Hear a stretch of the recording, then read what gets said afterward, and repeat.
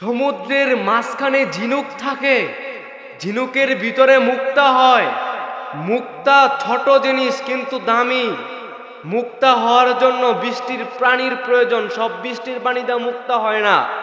এরকম কিছু বৃষ্টির পানি আছে যেই পানিটা ঝিনুকের ভিতরে ঢুকতে দেরি, ঝিনুকের ভিতরে মুক্তা হইতে দেরি করে না।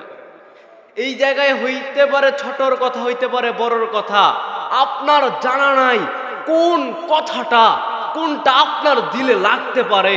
আপনার দিলে লাগতে দেরি আপনার জীবন পরিবর্তন হইতে দেরি করবে না। যেরকম কিফিলের দিল পরিবর্তন হয়ে গেছে হালকা কথায়, কিফিলের দিল পরিবর্তন। কিফিল কিরকম জালেম ছিল যদি কিফিলের বর্ণনা এখন করি, দেখেন কিফিল ছিল এলাকার সবচেয়ে বড় জালেম, দুনিয়ার সবচেয়ে বড় জালেম কিফিল। কিফিল মানুষদেরকে সুদে টাকা দিত, সুদে টাকা লাগাইতো। কিফিলকে জিজ্ঞাসা করলো এক মহিলা, এসে বললো আমার সন্তানরা তো ক্ষুধার্ত, কিছু খাবার দাও না। বলে আমি তো সুদ ছাড়া কিছু দেই না। বলে তুমি যদি আমার সাথে থাকতে পারো আমি তোমাকে কিছু খাবার দিব। বলে না না না, আমি তোমার সাথে থাকবো না। বাড়িতে চইলা গেল। বাড়িতে চইলা কিফিলের কাছে টাকা পাইল না, বাড়িতে চলে গেল। সন্তানদের কান্না দেখা, সন্তানরা কান্না করতেছিল, বলতেছে মা খাবার দে, মা খাবার দে না, মা খাবার দাও না।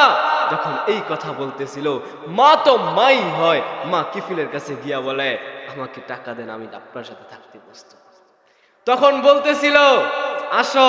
যখন কিফিলের সাথে রুমে ঢুকলো, ঢুকার পর মহিলা কাঁদতেছিল। জিজ্ঞাসা করলো কাঁদতেছেন কেন? বলে আমাকে হয়তো কেউ দেখে না, আল্লাহ তো দেখতেছে। বলতেছে তাই তোমার দিলে এত ভয়? কিফিলের দিল পরিবর্তন হয়ে গেল, দিলে টাচ লাগলো, দিলে টাচ লাগার সাথে সাথে জীবন পরিবর্তন হয়ে গেল।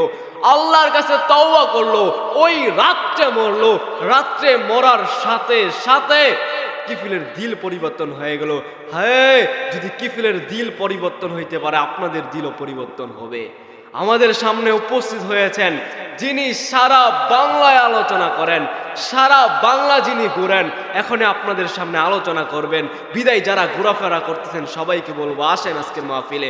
সবাই একটা তাকবীর দেন, নারে তাকবীর। প্রধান বক্তার আগমন, শুভেচ্ছার স্বাগতম।